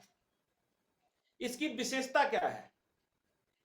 इसकी बहुत ही खास विशेषता है, रेकी ऊर्जा बुद्धिमान ऊर्जा है, इंटेलिजेंट एनर्जी मानी जाती है। मतलब बहुत ही बुद्धिमान है, मतलब इसकी बुद्धिमत्ता का कोई कमी ही नहीं है। यह व्यक्ति के शरीर में वहीं जाती है जहां इसकी सबसे अधिक आवश्यकता होती है। हम भले कहीं भेज रहे हैं, लेकिन ये ऊर्जा वहीं जाएगी जहां पर इसको जरूरत पड़ती है। यानी कि ये ऊर्जा उस जगह पे प्रहार करती है जहां पर रोग है, और वो रोग वाला जगह खींच लेता है और उसको निकल के रोग को जाना पड़ता है। महत्वपूर्ण बात, रेकी में हीलर अपनी ऊर्जा नहीं देता है, बल्कि वह केवल ब्रह्मांडीय ऊर्जा का एक माध्यम, मीडियम बनता है। हम सिर्फ एक माध्यम हैं। ब्रह्मांड से ऊर्जा आ रही है, हमारे शरीर में आ रही है, और हमारे शरीर से होते हुए हमारे हाथों के माध्यम से दूसरे के पास पहुंच जाती है। हम सिर्फ एक चैनल हैं, हम सिर्फ एक माध्यम है। हमारा कोई भी अपना कोई भी ऊर्जा खत्म नहीं होता है। बहुत सारे लोगों को लगता है क्या हम लोगों का इलाज करेंगे तो हम बीमार पड़ जाएंगे, तो वो लोग जरूर बीमार पड़ जाते हैं। पहले आपने सुना होगा, बहुत पहले साधु संत महात्मा हुआ करते थे जो अपनी तपस्या से लोगों का उपचार किया करते थे। यानी जो कुछ उन्होंने पूंजी कमाई थी, जो उन्होंने तपस्या किया था, किसी व्यक्ति को ऊपर वो दे दिया करते थे। ऐसे बहुत सारे कहानियां मिलती हैं कि उनको बहुत सारा रोग हो गया। यानी वो क्या करते थे, लोगों के कर्मा को काटते थे, लोगों का रोग अपने ऊपर ले लिया करते थे, अपनी कमाई हुई चीजों को लोगों को दे दिया करते थे। लेकिन रेकी में ऐसा नहीं है। रेकी में हम सिर्फ एक माध्यम बनते हैं, यहां से आया और यहां से निकल के उनके पास में चला गया। हाँ, उल्टा हमको इसका लाभ होता है। जैसे अगर आपके ऊपर पानी गिरे, दूध गिरे, शहद गिरे और बह के जाए, तो कहीं न कहीं कुछ चीजें तो आपके पास भी रुक जाती हैं। तो इसका लाभ आपको मिलता है, यहां कोई भी नुकसान नहीं होता है। आप इसे इस तरह समझ सकते हैं, जैसे बिजली का बल्ब है, वो खुद बिजली पैदा नहीं करती, बल्कि बिजली का माध्यम बनकर प्रकाश देता है। उसी प्रकार रेकी हीलर ऊर्जा पैदा नहीं करता है, बल्कि ब्रह्मांडीय ऊर्जा का माध्यम बनता है। जैसे एक बल्ब है ना, बल्ब बिजली नहीं दे रहा है, उसमें कनेक्ट हो गया और वो करंट आया, बल्ब जल गया। ऐसे ही हम सिर्फ एक माध्यम है, हमारे माध्यम से वो ब्रह्मांडीय ऊर्जा वहां पर पहुंच जाती है। अब हम जानते हैं रेकी और 7 चक्र, हमारे 7 चक्रास जो है, उसके बारे में हम जानते हैं। मानव शरीर में ऊर्जा के 7 मुख्य केंद्र होते हैं, जिन्हें चक्रा के नाम से जाना जाता है। कहा जाता है इन चक्रों के माध्यम से प्राण ऊर्जा पूरे शरीर में प्रवाहित होती है। जब ये चक्र संतुलित और सक्रिय होते हैं तो व्यक्ति स्वस्थ रहता है, मानसिक रूप से शांत रहता है, जीवन में संतुलन बना रहता है। जब भी ये हमारे सारे चक्र, हमारे सारे अलाइनमेंट, जिसमें मूलाधार, स्वाधिष्ठान, मणिपुर, अनाहत, विशुद्धि चक्र, आज्ञा चक्र और सहस्त्रार चक्र, इसके अलावा भी बहुत सारे चक्र हैं, आगे नेक्स्ट लेवल में आप जानेंगे। जब ये संतुलित होता है, अच्छे से काम करता है, तो हमारा शरीर एकदम स्वस्थ रहता है, फिजिकल बॉडी एकदम परफेक्ट होता है। मानसिक रूप से हम पूरी तरह से स्ट्रांग होते हैं और शांत होते हैं। जीवन में संतुलन बना रहता है। लेकिन जब ये चक्र असंतुलित या ब्लॉक हो जाता है तो शरीर में समस्याएं आ जाती हैं। जैसे ये असंतुलित होता है, कोई भी ब्लॉकेज होता है तो शारीरिक समस्याएं आपको आने लगती है, मानसिक तनाव आपको घेर लेता है, भावनात्मक असंतुलन उत्पन्न होने लगता है। रेकी ऊर्जा का मुख्य कार्य इन 7 चक्रों को संतुलित करना और ऊर्जा प्रवाह को सही करना है। रेकी हमारे सभी 7 चक्रों को पूरी तरह से हील करके, ऊर्जांगित करके, जागृत करके और एक सही अवस्था में ले आता है और हमारे जीवन में ऐसे ऐसे परिवर्तन आने लगते हैं जिसकी हमने कभी कल्पना नहीं करी। हेल्थ हो, वेल्थ हो, रिलेशन हो, सब कुछ बेहतर होने लगता है। बहुत सारे लोग जो आपसे दूर जा चुके हैं, अब आपके आभा मंडल में आपके आसपास वो रहना चाहते हैं, आपसे बात करना चाहते हैं। आपसे बात करके उनको अच्छा लगने लगता है। आपसे बिना बात के उनको अच्छा ही नहीं लगता। आपको मार्गदर्शक के रूप में मानने लगते हैं। आभा मंडल देखिए, बहुत सारे लोगों का आभा मंडल अच्छा है तो लोग उनके पीछे पीछे भागते हैं, और बहुत सारे लोगों का आभा मंडल खराब है। आपने अनुभव किया होगा, बहुत सारे लोगों का ऑरा इतना खराब है कि कोई व्यक्ति आता है, अभी आप ठीक ठाक थे, लेकिन जैसे वो व्यक्ति मिला आप थक जाते हैं, चिड़चिड़ापन आपके अंदर आ जाता है, गुस्सा आ जाता है, एंजाइटी आ जाता है। पता नहीं क्या हुआ, अभी तो मैं ठीक था लेकिन अभी क्या हो गया। कोई आया, आपकी एनर्जी को पूरी तरह से ड्रेन कर दिया। आप एक सुबह सुबह नहा धो के बढ़िया से पूजा पाठ करके योग मेडिटेशन करके आप निकले, यानी आप एक गन्ना बन के गए, और कोई एक ऐसा व्यक्ति मिल गया बाली की तरह, आपका बल उसने खींच लिया, यानी गन्ना चला गया कोल्हू में, पूरा जूस वहां रह गया, एक खोइया खूजा जो है वो निकल गया। आप ऐसा लगता है निचोड़े हुए कपड़े की तरह चले आते हैं और आप में झसी नहीं बचा, पूरी तरह से किसी काम के नहीं बचे। अब ना बैठने का मन कर रहा है, ना उठने का मन कर रहा है, ना सोने का मन कर रहा है, ना मोबाइल देखने का मन कर रहा है। अब हम इधर उधर भटक रहे हैं। तो ऐसे बहुत सारे लोग आपको मिल जाते हैं। इसीलिए रेकी आपको यह भी सिखाता है कि आप जब कहीं जाओ तो अपना सुरक्षा चक्र अपने साथ लेकर जाओ। जैसे हमारे देश के प्राइम मिनिस्टर हैं, उनकी सुरक्षा के लिए एसपीजी लगा हुआ है, और भी बहुत सारी एजेंसियां लगी हुई हैं। हमारे चीफ मिनिस्टर हैं, उनके लिए बहुत सारे सुरक्षा व्यवस्था लगे हुए हैं। हमारे आपके लिए कौन सा सुरक्षा व्यवस्था लगा है? हमारे इलेक्ट्रिक फील्ड में बहुत सारे लोग प्रवेश कर जाते हैं, सोते जागते उठते बैठते, और आप यहां पर हैं, इसका मतलब आप स्पिरिचुअल हैं, आप एक प्योर सोल हैं, आप दिव्य आत्मा है, दिव्य शरीर है आपका। परम पिता परमेश्वर की असीम अनुकंपा आपके ऊपर है। आप एक शुद्ध और पवित्र आत्मा हैं, और बहुत सारे हमारे अगल बगल में एक नकारात्मक ऊर्जा घूम रही है। उनको ऐसी कोई रहने के लिए जगह चाहिए, और वो नकारात्मक ऊर्जा आपके पास आके बैठ जाते हैं।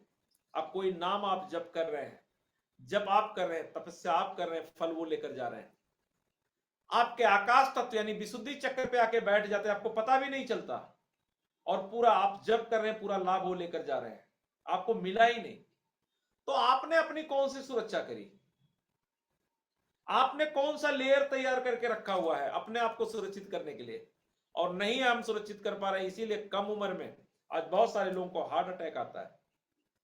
आज कैंसर के केस तो ऐसे सुनाई दे रहे हैं, मतलब जैसे कि अभी आलू 100 रुपए में 10 किलो मिल रहा है, उसी तरह से ये हो गया है। भर भर के जहां देखो वहीं कैंसर बना हुआ है, और लोगों ने इसको बड़ी बीमारी का नाम दे दिया है।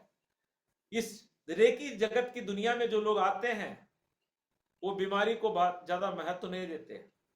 उनके लिए जैसे बुखार होता है वैसे ही हार्ड होता है, उसी तरह से वो कैंसर को मानते हैं। छोटी सी चीज, जैसे हम बुखार में बहुत कॉन्फिडेंट होते हैं, अभी जाएंगे 2 खुराक दवा लेंगे ठीक हो जाएंगे, और इसी तरह से हमारे जो हीलर्स हैं वो मानते हैं कि कैंसर भी ऐसे ही है, अभी आया इसको हम निकाल देंगे उस ऊर्जा के द्वारा। ऐसी बहुत सारी चीजें आप आगे चलकर सीखने वाले हैं, अपने लाइफ में बहुत बड़ा परिवर्तन लेकर आने वाले हैं। लेकिन ये सारी चीजें आपको नेक्स्ट लेवल में मिलेंगे, अभी हम बेसिक प्राइमरी में हैं।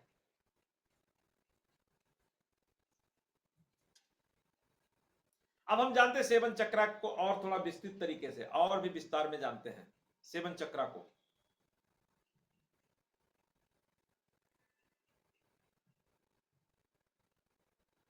सबसे पहले आता है मूलाधार चक्र। मूलाधार चक्र लाल कलर का होता है। ये कहां होता है? हमारा जो टेल बोन होता है, हमारे रीढ़ की हड्डी का आखिरी हिस्सा जो होता है, वहां पर होता है हमारा मूलाधार चक्र। एक लाल कलर का होता है और 4 पंखुड़ियों का जैसे कमल होता है, उसी तरह से ये चक्र होता है। हर एक चक्रा का हमारे लाइफ में बहुत बड़ा रोल है। यह तत्व में अगर हम देखें तो पृथ्वी तत्व होता है, यानी जिसका ये चक्र कमजोर हो जाता है, उसकी जड़ें हिल जाती हैं, उसको बहुत सारी समस्याओं का सामना करना पड़ता है। जिसका चक्र ये कमजोर पड़ जाता है, उनके जीवन में अनसर्टेनिटी आ जाती है, कहीं न कहीं पैसे की कमी आ जाती है। जिसको कहते हैं ना रूट हिला हुआ है, उनके कमर में दर्द होता है, उनके घुटने में दर्द होता है, उनके हड्डियों में दर्द होता है, उनके मसल्स में दर्द होता है, जिनका ये चक्र कमजोर हो जाता है। फिर दूसरा चक्र आता है हमारा स्वाधिष्ठान चक्र, जिसका कलर है नारंगी। हमारे नाभि से ठीक 2 इंच नीचे है स्वाधिष्ठान चक्र, जिसको अंग्रेजी में हम सैक्रल चक्र कहते हैं। यह चक्र जल तत्व को इंगित करता है। हमारा शरीर 5 चीजों से मिलकर बना है: पृथ्वी, जल, अग्नि, वायु और आकाश। इन 5 तत्व को मिलकर बना है। तो पांचों तत्व, पांचों एलिमेंट जो है, पहला एलिमेंट है आपका पृथ्वी यानी मूलाधार चक्र। दूसरा एलिमेंट है हमारा स्वाधिष्ठान चक्र, जो कि नारंगी कलर का होता है, हमारे नाभि से नीचे होता है। हमारे क्या क्या ये देखता है, क्या क्या इसका काम है, डाइजेशन सिस्टम को देखता है। अगर हमारा ये स्वाधिष्ठान चक्र कमजोर होता है तो हमारा क्रिएटिव आइडिया जो होता है ना, कोई भी चीज आविष्कार करने की चीज जो होती है वो मर जाती है। हमारे अंदर से गट्स फीलिंग खत्म हो जाती है, हम कर्जे में डूब जाते हैं, हमें धन का स्रोत नहीं मिल पाता, बहुत सारी लायबिलिटी हमारे ऊपर आ जाती है। हमारे नाभि के नीचे जो भी डाइजेशन सिस्टम है, यूरिनरी है, प्रोस्टेट है, ओवरी है, इनमें बहुत सारी समस्याएं आ जाती हैं। हम आगे चल के इसको जानेंगे नेक्स्ट लेवल में, और विस्तृत तरीके से जानकारी लेंगे, या कल इसके बारे में थोड़ा सा और ज्यादा डिटेल में हम लोग समझेंगे। इसके बाद आता है हमारा मणिपुर चक्र। मणिपुर चक्र नाभि से ठीक 6 इंच ऊपर होता है और ये अग्नि तत्व है। इसका कलर जो होता है पीला होता है। ये हमारे साहस का प्रतीक है, हमारी कार्य क्षमता को बढ़ाती है, हमारा प्रतिनिधित्व करने का क्षमता को बढ़ाता है, लीडरशिप है, और ये हमारे शरीर का पावर हाउस है। जब ये हमारा पावर हाउस कमजोर होता है, क्योंकि इसी पावर हाउस के द्वारा हमें नीचे भी ऊर्जा मिलता है और ऊपर भी ऊर्जा मिलता है, और जब ये हमारा कमजोर हो जाता है तो लीवर है, किडनी है, मेटाबॉलिज्म है, पैनक्रियाज है, शुगर है, ऐसी बहुत सारी समस्याओं का सामना करना पड़ता है। और आर्थिक, मानसिक, शारीरिक, सामाजिक, रिलेशन के बहुत सारे चैलेंज आते हैं इन तीनों चक्र के बिगड़ने से। हम आगे चल के चेक भी करेंगे किसका चक्र कौन सा वीक है, और आप कैसे चेक कर पाएंगे, इस पर भी बातचीत होगी। इसके बाद आता है हमारा चौथा चक्र, जिसको अनाहत चक्र कहते हैं, हार्ड चक्र कहते हैं। ये हमारे हृदय पे है। ये हमारे हृदय का जगह है। अनाहत चक्र वायु तत्व को इंगित करता है, इसका कलर हरा है, और हमारे शरीर का श्रीयंत्र है। जैसे श्रीयंत्र बनता है, श्रीयंत्र आप देखेंगे कैसे बनता है, ठीक अगर सारे चक्र यहाँ पर बनेंगे तो ये हमारा भाग जो है चेस्ट का बहुत चौड़ा होता है, यही श्रीयंत्र होता है। इमोशनल चीजें हमारी यहीं पर दबी होती हैं। अगर हमें इमोशनल कोई भी भावनात्मक कोई भी चीज है तो कहीं कहीं यहाँ पर ब्लॉकेज है। जो हार्ट के पेशेंट हो रहे हैं, लंग्स है, नर्वस सिस्टम है, फेफड़ा, वो सारी चीजें हमारे इसी से आती है। धन का जगह ये है, इसके ब्लॉकेज होने से अर्थ का बहुत बड़ी कमी आ जाती है, तो इसको जागृत करना बहुत ही जरूरी है। इसके बाद आता है हमारा विशुद्धि चक्र, जो कि नीला कलर है, आसमानी कलर है, हल्का नीला है, और ये हमारे गले के पास में है। इसको आकाश तत्व कहते हैं। जब ये वीक होता है तो हमारा कम्युनिकेशन स्किल बेकार हो जाता है। इसके वीक होने के और भी बहुत सारे कारण हैं। हमारे कुछ कार्मिक रहते हैं, हमारे पूर्वजों से रिलेटेड कोई पूर्व जन्म की चीजों की वजह से कोई भी नकारात्मक ऊर्जा है तो उसकी वजह से ये समस्या हो जाती है। थायराइड यहीं से आता है। थायराइड जब भी होता है, थायराइड के बाद ही बहुत सारी बीमारियां शुरू होती हैं। तो ये हमारा विशुद्धि चक्र है। इसके बाद आता है हमारा आज्ञा चक्र, इंडिगो कलर यानी गहरा नीला कलर। हम जहां बिंदी या औरतें बिंदी लगाती हैं और हम जहां पर तिलक लगाते हैं, यहां पर हमारा आज्ञा चक्र है। और ये हमारा जो सोचने का बहुत सारी चीजें हैं, पूरा जो ब्रेन है हमारा, लेफ्ट ब्रेन हो, राइट ब्रेन हो, मिड ब्रेन हो या सिक्स सेंस हो, सब यहां से और कहीं कहीं ये ब्रह्मांड से कनेक्टेड होता है। इसके बाद हमारा सहस्त्रार चक्र, जो कि सर के ऊपर है, 1000 पंखुड़ियों वाला, एक बैगनी कलर, जामुनी कलर, इसको वायलेट कलर भी कहते हैं। यह है हमारा सहस्त्रार चक्र। जब ये चक्र, सातों चक्र संतुलित होते हैं, तब शरीर, मन और आत्मा तीनों में संतुलन आता है। और जब ये असंतुलित होते हैं तो बहुत सारी समस्याओं का हमें सामना करना पड़ता है। अब हम जानते हैं रेकी क्या नहीं है। इसको भी हम जान लेते हैं, रेकी क्या नहीं है। अभी तक हम जाने रेकी क्या है, रेकी कैसे है, अब इसको भी जान लेना क्या नहीं है। तो आइए हम लोग इस पर चर्चा करते हैं कि रेकी क्या नहीं है। रेकी कोई धर्म या मजहब नहीं है।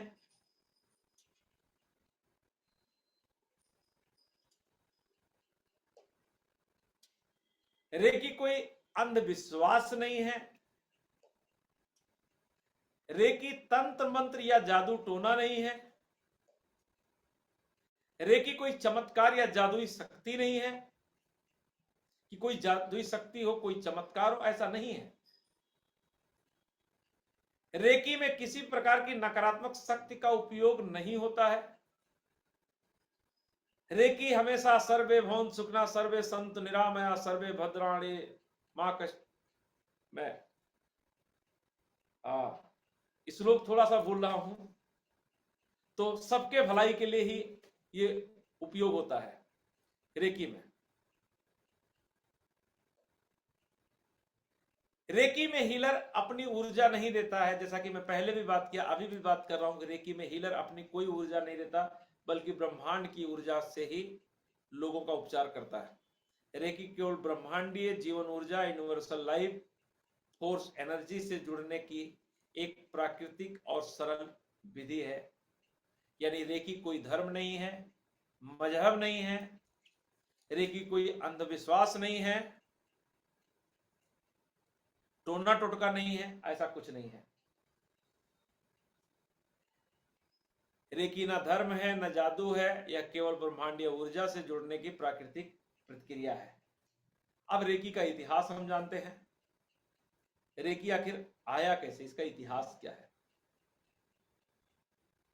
रेकी की खोज मिकाऊ सुई जी ने की थी। उनका जन्म 1865 में जापान में हुआ था। 19वीं शताब्दी में जापान के क्योटो शहर में वो रहते थे। एक ईसाई विश्वविद्यालय में पढ़ाते थे। वहां पर वो छात्रों को बाइबिल का अध्ययन करवाते थे। जैसे हमारे यहाँ है गुरुकुल में गीता, वेद, पुराण पढ़ाया जाता, उसी तरह से वहां पर वो बाइबिल पढ़ाया करते थे। एक दिन एक छात्र ने उनसे प्रश्न किया कि बाइबिल में जो कुछ भी लिखा है क्या वो सही है। बोले हाँ। बोला ईसा मसीह किसी को स्पर्श करते थे तो ठीक हो जाता था। अगर यह सत्य है तो आज वो शक्ति कहां है? यानी पहले उसने पूछा कि जो बाइबल में लिखा है सत्य? बोले हाँ सत्य है। बोले कि ईसा मसीह किसी को स्पर्श करते थे वो ठीक हो जाता था, तो आज वो विद्या कहां है? अगर वो विद्या नहीं है तो बाइबल सही कैसे है? और डॉक्टर मिकाओ उसुई यहीं पर निरुत्तर थे, उनके पास में इस प्रश्न का कोई जवाब नहीं था। उन्होंने खोजने की कोशिश की लेकिन कोई भी रास्ता नहीं बना, और उसी दिन से उन्होंने एक निर्णय लिया, अपने जीवन का एक गोल बनाए कि अगर इस बाइबल में लिखा है तो सही है, मैं इसकी खोज करूंगा और मैं इसका जवाब दूंगा। और उन्होंने निर्णय लिया। निर्णय लेकर वो इसको खोजने लगे। यानी इस प्रश्न का उत्तर डॉक्टर उसुई के पास नहीं था। यह बात उनके हृदय को गहराई से छू गई। उसी दिन उन्होंने निश्चय किया वह इस दिव्य उपचार पद्धति की खोज अवश्य करेंगे। उन्होंने अपनी नौकरी छोड़ दी। सबसे पहला काम किया, एक प्रिंसिपल थे यूनिवर्सिटी में, उन्होंने अपनी नौकरी छोड़ दी और इस ज्ञान की खोज में निकल पड़े। खोजते खोजते वो यूएस आए, अमेरिका आए, अमेरिका के शिकागो यूनिवर्सिटी गए और वहां पर कई वर्षों तक उन्होंने शोध किया। शोध करने के साथ साथ उन्हें वहां पर कुछ भी हाथ नहीं लगा। पूरे अमेरिका में उन्होंने शिकागो यूनिवर्सिटी में शोध किया, लेकिन अभी तक इस स्पर्श चिकित्सा के बारे में कोई भी जानकारी उन्हें नहीं मिला। फिर उन्हें पता चला कि भगवान बुद्ध भी स्पर्श के माध्यम से लोगों का उपचार किया करते थे। इसके बाद वो जापान के कई बौद्ध मठों में गए। वापस जापान आए, वहां के बहुत सारे बौद्ध मठों में गए, वहां पर उन्होंने ढूंढा, नहीं मिला। फिर वो चीन गए, चीनी भाषा सीखी, अनेक बौद्ध साधुओं से मिले, लेकिन उन्हें अभी भी सफलता हाथ नहीं मिली। पहले अमेरिका गए, अमेरिका से वापस जापान आए, जापान से चीन गए, चीन में उन्होंने जापानी भाषा सीखी, वहां पर बहुत सारे बौद्ध मठों में गए, बौद्ध भिक्षुओं से मिले, लेकिन अभी भी उनके हाथ में कुछ नहीं लगा। इसके बाद वे भारत आए। भारत में आके नेपाल में उन्होंने संस्कृत सूत्रों का अध्ययन किया। पहले संस्कृत सीखा और संस्कृत के सूत्रों का अध्ययन किया। संस्कृत ग्रंथों में उन्हें ऊर्जा उपचार की विधि का ज्ञान मिला, लेकिन वह केवल सैद्धांतिक ज्ञान था। उन्हें अभी भी वास्तविक अनुभव प्राप्त नहीं हुआ था। वो नेपाल में जब उन्होंने ग्रंथों की खोज की तो उनको मिल गया, इसका सूत्र मिल गया, पढ़ाई कर ली, लेकिन जो वास्तविक अनुभव था वो अभी तक इनको प्राप्त नहीं हुआ। इसको कैसे करें? उनको कोई रास्ता नहीं मिल रहा था। बहुत खोजने का प्रयास किए लेकिन नहीं मिला। मैंने आपसे क्या कहा, पढ़ लेंगे, सारी चीज पढ़ लीजिए, लेकिन फिर भी आप उस ऊर्जा से नहीं जुड़ सकते हैं जब तक आपका अटैचमेंट या शक्तिपात नहीं होता है। तो उन्हें इसका वास्तविक अनुभव प्राप्त नहीं हुआ और फिर वापस वो भारत से जापान लौटे। जापान में आने के बाद उन्होंने अपने एक बौद्ध भिक्षु मित्र से चर्चा की। उसे चर्चा की, मुझे मिल गया, लेकिन अभी भी मैं वहां पर नहीं पहुंच रहा हूं जहां मुझे पहुंचना है। और पुनः उस शोध पर अध्ययन किया, जो उन्होंने नोट्स बना के लाए थे उसको पढ़ने लगे। पढ़ते पढ़ते एक चीज उन्हें कई बार मिला, बार बार आया, 21 दिन का उपवास और मेडिटेशन का उल्लेख था। कई बार लिखा था 21 दिन का उपवास, मेडिटेशन, इसका उल्लेख था। और फिर उन्होंने एक निर्णय लिया कि मैं 21 दिन का उपवास करूंगा और ध्यान करूंगा और मैं इसको अनुभव करूंगा, क्योंकि कोई भी बताने वाला नहीं था। तो उन्होंने कहा कि अपना हाथ जगन्नाथ हम खुद से ढूंढेंगे। और उन्होंने निश्चय किया। कुरियामा नामक एक पर्वत है, स्पिरिचुअल पर्वत है जापान में, उस पर वो चढ़ गए और वहां पर जाके उन्होंने 21 दिन की साधना करने का निर्णय लिया। कैसे काउंट करेंगे 21 दिन पूरा हुआ? उन्होंने अपनी झोली में काउंटिंग के लिए 21 पत्थर रख लिए। पत्थर के टुकड़े रखे। जब एक दिन होता था तो एक पत्थर उठा के अपनी झोली से नीचे फेंक देते थे। पहले दिन उनका पूरा हुआ, कोई भी अनुभव नहीं मिला। दूसरा दिन पूरा हुआ, कोई भी अनुभव पूरा नहीं हुआ। तीसरा दिन हुआ, कोई भी अनुभव नहीं मिला। चौथा दिन हुआ, कोई भी अनुभव नहीं हुआ। पांचवा दिन पूरा हुआ, नहीं हुआ। 15 दिन पूरे हो गए, अभी तक कोई अनुभव नहीं हुआ। इस तरह से पूरे 20 दिन बीत गए, लेकिन अभी भी उन्हें कोई अनुभव नहीं मिला। 21वें दिन जब वो ध्यान कर रहे थे और उनकी आंख खुली, 21वें दिन जब उन्होंने 21वां पत्थर फेंका, 21वें दिन वो ध्यान कर रहे थे और पूर्ण समर्पण के साथ ध्यान कर रहे थे। अब कोई समर्पण में उन्होंने कमी नहीं छोड़ी थी। तो उन्हें सूर्य की तरह एक प्रकाश पुंज अपनी ओर आता हुआ दिखाई दिया। वो ध्यान कर रहे थे, अचानक से देखा कि सूर्य से एक पुंज, प्रकाश का पुंज आग की गोला की तरह आता हुआ दिखाई दिया। वो पहले तो घबरा गए, इस चीज से बहुत ही घबरा गए, डर गए। फिर उन्होंने अपने आंखों को बंद कर ली और वह प्रकाश उनके आज्ञा चक्र, थर्ड आई के माध्यम से, जहां तिलक लगाते हैं, वहां पर प्रवेश कर गया और वो बेहोश हो गए। जब ध्यान समाप्त हुआ तो उनका शरीर बहुत हल्का महसूस हो रहा था। उनमें अद्भुत ऊर्जा था और उत्साह था। पूरे 21 दिन हो गए थे, उन्होंने ना कुछ खाया है ना कुछ पिया है।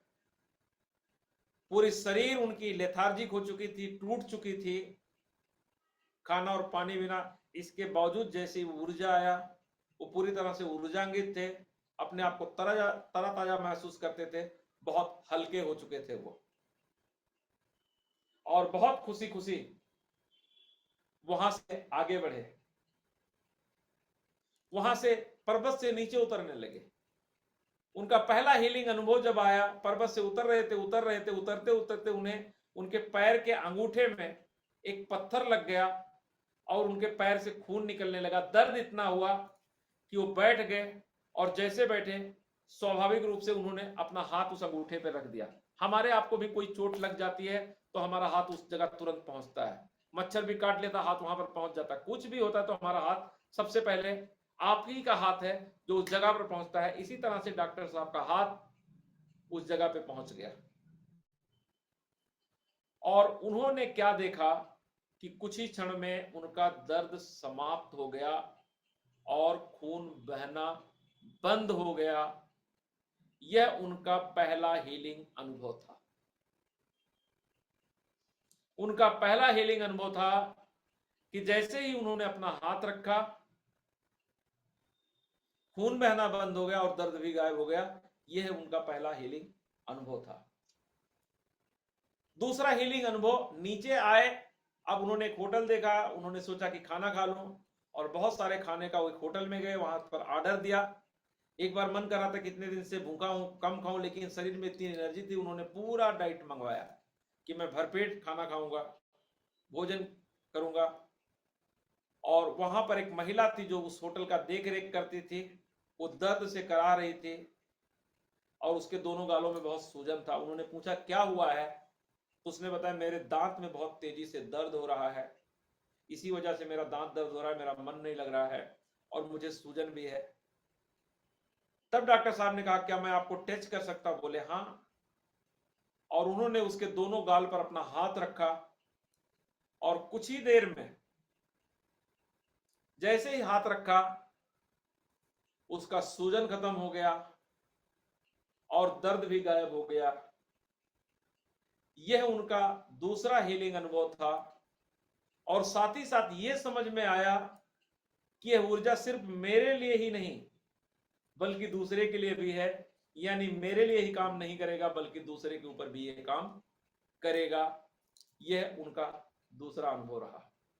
और फिर यहीं से उन्होंने निर्णय लिया, अब इसका हम खूब प्रचार प्रसार करेंगे, इस ज्ञान को लोगों की भलाई के लिए प्रचार करेंगे। सिखाना शुरू किया।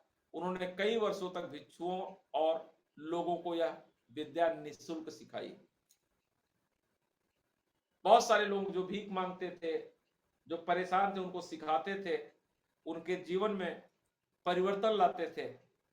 लेकिन बाद में उन्होंने क्या देखा, तकरीबन 15 साल तक उन्होंने अध्ययन किया और 7 साल तक लोगों को फ्री में सिखाया, और उन्होंने देखा क्या जो सीख कर जा रहे हैं वापस फिर उसी रास्ते पे चल रहे हैं। तो उन्होंने देखा जो लोग सीख कर जा रहे हैं उनमें अधिकतर लोग वापस बीमार होकर या पुनः भीख मांगने लगे हैं और उनके पास वापस आने लगे हैं अपने दुखड़ा को रोने के लिए। इस बात से उन्हें बहुत गहरा दुख पहुंचा, बहुत तकलीफ हुआ, और उन्होंने यहीं से एक महत्वपूर्ण सीख मिल चुका था उन्हें। क्या मिल चुका था कि जो लोग मुफ्त में यह विद्या सीखते हैं वो इसकी कद्र नहीं करते थे, उनके लिए इसकी कद्र नहीं थी। तब डॉक्टर मिकाओ उसुई जी ने 2 सिद्धांत और 5 नियम उन्होंने बनाया, बिना इसके काम नहीं चलेगा। क्या नियम और सिद्धांत बनाया, इसके बारे में हम लोग थोड़ा सा जानते हैं। 2 नियम क्या हैं? पहला नियम जो उनका रहा, रेकी विद्या को बिना मांगे किसी को नहीं देना है। हम रेकी उसी को देंगे जिसको जरूरत है। दूसरा, जिसका मतलब कि जिसको आवश्यकता होगी उसी को सीखने के लिए वो स्वयं आगे आएगा, उसी को हम सिखाएंगे। जब तक कोई मांगेगा नहीं, हीलिंग हम नहीं करेंगे। हमारे अगल बगल बहुत सारे लोग, बीमार लोग आएंगे, लेकिन हम सबका हीलिंग नहीं करेंगे क्योंकि उसको इसकी कद्र नहीं है। दूसरा उन्होंने लिया कि इस विद्या को हम फ्री में किसी को नहीं देंगे, चाहे हीलिंग हो चाहे सिखाना हो, मुफ्त में नहीं देंगे, क्योंकि बिना मूल्य के मिली हुई चीज का कद्र नहीं करते हैं लोग। फ्री की चीज को कभी भी कोई कद्र नहीं करता है। इसलिए रेकी में एनर्जी एक्सचेंज, ऊर्जा विनिमय का सिद्धांत रखा गया है। हम एनर्जी एक्सचेंज करते हैं, हम किसी के कर्मा के साथ नहीं खेलते हैं। हम एक हाथ से कुछ लेते हैं तो दूसरे हाथ से हम कुछ देते हैं। फ्री में किसी का उपचार नहीं करना है और बिना मांगे किसी को नहीं देना है। पहला 2 नियम है। और फिर उन्होंने यहीं से 5 सिद्धांत बनाए। सिद्धांत क्या बनाए? नंबर 1, जो 5 सिद्धांत है, जो 5 प्रिंसिपल हैं रेकी के, उसको हम जानेंगे, बहुत ही गहराई से जानेंगे। पहला, केवल आज के लिए मैं क्रोध नहीं करूंगा। बहुत बड़ा निर्णय था, लेकिन जीवन पर्यंत ये निर्णय नहीं हो सकता है, ये कसम नहीं खाया जा सकता है भीष्म पितामह की तरह। एक भीष्म पितामह ने अगर अपना कसम तोड़ दिया होता तो शायद महाभारत ना होता। तो उन्होंने, डॉक्टर साहब ने निर्णय लिया, केवल आज के लिए मैं क्रोध नहीं करूंगा, सिर्फ आज के लिए। हाँ, आप ही से मेरा स्टाफ है, बिना गुस्सा के काम नहीं होता है, लेकिन फिर भी इसके बावजूद भी मैं गुस्सा नहीं करूंगा। बिना गुस्सा के बच्चे पढ़ते नहीं है, मोबाइल छोड़ते नहीं है, लेकिन आज के लिए नहीं करूंगा।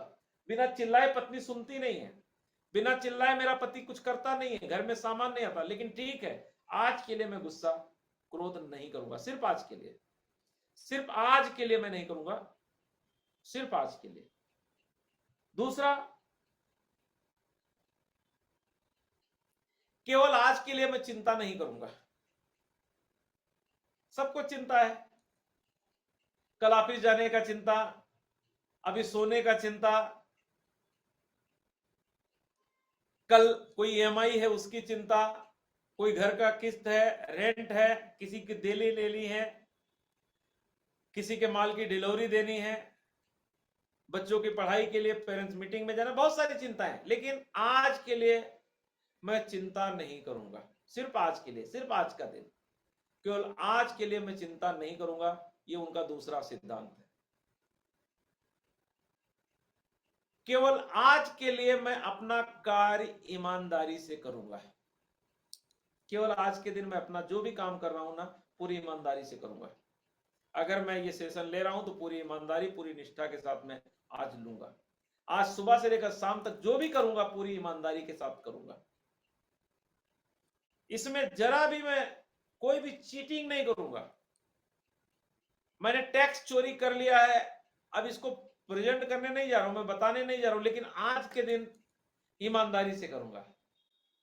मैं पिछला कोई भी इतिहास चिट्ठा खोलने नहीं जा रहा हूं, लेकिन आज की चीजें तो मैं ईमानदारी से करूंगा। सिर्फ आज की चीज, कोई भी काम है सब कुछ ईमानदारी से। चौथा सिद्धांत उनका, केवल आज के लिए मैं प्राकृतिक और ब्रह्मांड का आभार व्यक्त करूंगा। केवल आज के लिए प्रकृति की और प्रकृति की बनाई हुई सभी चीजों का, ब्रह्मांड का आभार व्यक्त करूंगा। हर चीज का ग्रेटिट्यूड करूंगा। जिस कुर्सी पर बैठा हूं इसका आभार, जिस मोबाइल के माध्यम से आपसे कनेक्ट हूं उसका आभार, जिन्होंने इसको बनाया है उनका आभार, जो चार्जर बनाए हैं, बिजली बनाए हैं, उनका आभार।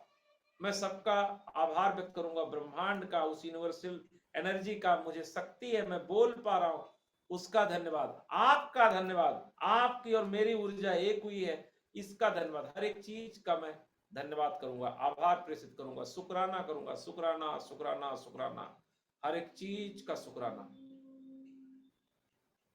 और पांचवा नियम, केवल आज के लिए मैं सभी जीवों से प्रेम और आदर करूंगा। आज के लिए हर उस जीव का मैं आदर करूंगा जो इस पृथ्वी पर है, सूक्ष्म जगत में है, पानी में है, हवा में है, वायु में है, सब में जीव है, सबका मैं आदर करूंगा। किसी का अनादर नहीं करूंगा, हर एक चीज का आदर करूंगा और धन्यवाद प्रेषित करूंगा। ये 5 नियम उन्होंने बनाए और उन्होंने बताया कि इन 5 नियमों को हमेशा केवल आज के लिए, केवल आज के दिन के लिए अपने जीवन में जरूर लेकर आइए। आपका जीवन ऐसा परिवर्तन हो जाएगा जिसकी आपने कभी कोई कल्पना नहीं करी है। रेकी केवल उपचार की पद्धति नहीं है, बल्कि जीवन को सकारात्मक और संतुलित बनाने का मार्ग है।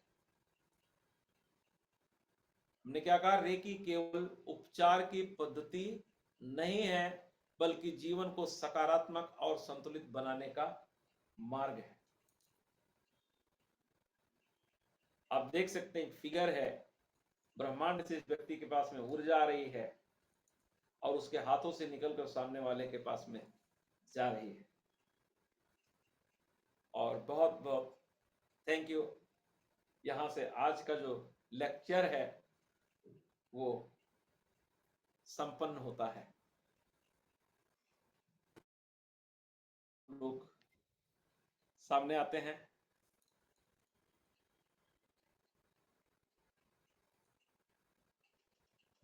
तो ये रहा थ्योरी, और सिर्फ 1.5 घंटे का थ्योरी है। इसके बाद सब कुछ प्रैक्टिकल ही होता है। कल के दिन हम सीखेंगे प्रैक्टिकल करके। सबसे पहले अपने शरीर में 24 पॉइंट हैं, उस 24 जगह को कैसे हम ठीक करेंगे। अलग अलग पॉइंट्स बने हुए हैं, क्योंकि सबसे पहले हमें ठीक होना पड़ेगा।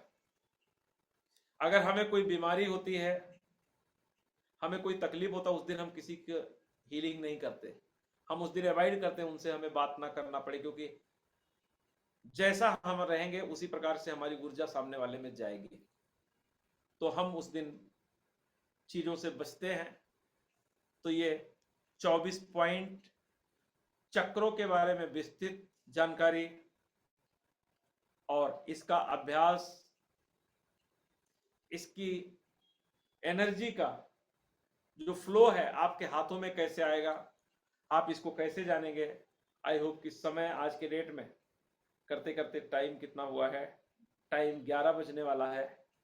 आज समय हमने ज्यादा ले लिया है, तो अभी हम